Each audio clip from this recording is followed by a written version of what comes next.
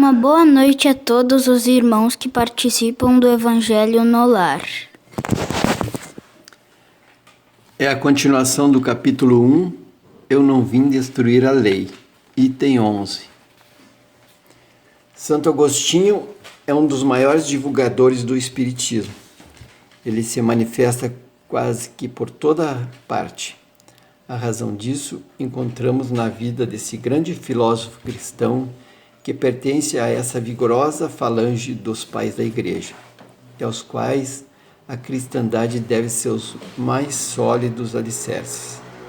Como muitos, foi arrancado ao paganismo, dizemos melhor, à impiedade mais profunda, pelo esplendor da verdade. Quando, em meio aos seus excessos, sentiu em sua alma essa vibração estranha que o chamava para si mesmo. Ele lhe fez compreender que a felicidade estava alhures e não nos prazeres enervantes e fugidios.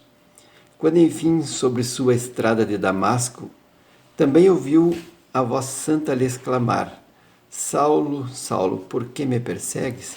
Ele exclamou: meu Deus, perdoai-me, eu creio, eu sou cristão. Depois, então, tornou-se um dos mais firmes sustentáculos do Evangelho.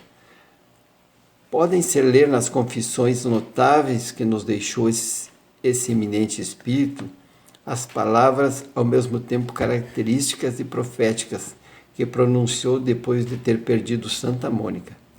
Eu estou persuadido de que minha mãe voltará a me visitar e me dar conselhos, revelando-me o que nos espera na vida futura. Que ensinamentos nessas palavras e que previsão brilhante da vida futura, digo, da doutrina futura. É por isso que hoje, vendo chegada a hora para a divulgação da verdade que ele havia pressentido outrora, se fez dela o ardente propagador e se multiplica, por assim dizer, para responder a todos aqueles que o chamam. Erasto, discípulo de São Paulo, Paris, 1863. Nota: Santo Agostinho vem, pois, destruir aquilo que edificou? Seguramente que não. Mas, como tantos outros, ele vê com os olhos do Espírito o que não via como homem. Sua alma liberta entrevê novas claridades e compreende o que não compreendia antes. Novas ideias lhe revelaram o verdadeiro sentido de certas palavras. Sobre a terra julgava as coisas segundo os conhecimentos que possuía, mas quando uma nova luz se fez para ele, pôde julgá-las mais judiciosamente. Foi assim que mudou de ideias sobre sua crença concernente aos espíritos íncubos e súcubos, sobre o anátema que havia lançado contra a teoria dos antípodas. Agora que o cristianismo lhe aparece em toda a sua clareza, pode ele, sobre certos pontos, pensar diferentemente do que quando vivo, sem deixar de ser o apóstolo cristão. Pode, sem renegar sua fé, fazer-se o propagador do Espiritismo, porque nele vê o cumprimento das coisas preditas. Proclamando-o hoje, não faz senão nos conduzir a uma interpretação mais sã e mais lógica dos textos. Assim ocorre com outros espíritos que se encontram em posição análoga ou semelhante. A explicação para os íncubos e súcubos são demônios de várias tradições culturais que buscam mulheres e homens para sexo. Que tipo de demônio, qualquer tipo de demônio pode assumir esse papel. Os primeiros relatos sobre essas entidades surgiram na Mesopotâmia, por volta de 2400 a.C. Antípoda é o habitante de um lugar no mundo diametralmente oposto ao outro. Na continuação,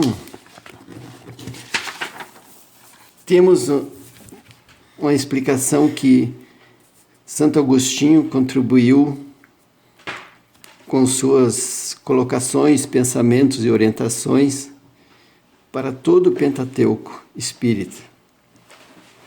E assim sendo, também no Livro dos Espíritos, a pergunta 919, que Allan Kardec faz para os espíritos, é respondida por Santo Agostinho. Qual é o meio prático e mais eficaz para melhorar nesta vida e resistir aos arrastamentos do mal? A resposta de Santo Agostinho foi: um sábio da antiguidade já havia nos dito: conhece-te a ti mesmo. Então, meus amigos, a contribuição de Santo Agostinho para a nossa doutrina é algo que só nos deixa muito felizes, porque toda a escrita que a gente acha no Evangelho, que são em torno de umas 6 ou 7 mensagens, e outras contribuições, é o relato sempre para nos fazer pensar, nos fazer refletir, que não vamos mudar nada se não mudarmos a nós mesmos, que precisamos melhorar, precisamos fazer caridade, precisamos contribuir para que as coisas se tornem-se melhores para todo mundo. Para encerrar, vamos ler uma mensagem do próprio Santo Agostinho. Então, sim, ao amares teu inimigo, estás a amar um irmão. É esse o motivo porque o amor ao inimigo é a perfeição da caridade, já que a caridade perfeita consiste no amor aos irmãos. Ama e fazes o que quiseres. Se te calas, cala-te, por amor. Se falas em tom alto, fala por amor. Se corriges alguém, faze por amor, pois é preciso o homem e não o seu erro. O homem é obra de Deus, o erro é obra do homem.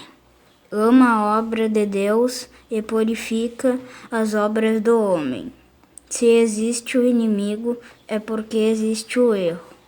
Retira o erro e, em vez de enxergares um inimigo, contemplarás um irmão. Santo Agostinho. Então, meus irmãos, vamos agradecer a Deus essa oportunidade que nos deu de realizarmos este Evangelho. Pedimos que todos os que participam desse Evangelho sejam abençoados. Pedimos também que seja para cada um dado um passe que purifique, que limpe, que tire tudo aquilo que não contribuiu, não contribui para o crescimento. Pedimos por todos os desencarnados, que eles sejam acolhidos em hospitais e colônias do espaço. Recebam todo o tratamento que se faça necessário para compreender que a vida continua no plano espiritual.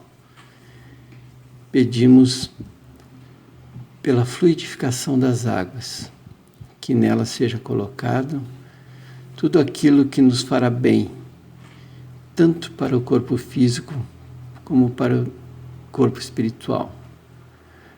Mais uma vez agradecemos esta oportunidade. Tenham todos uma boa noite, que assim seja.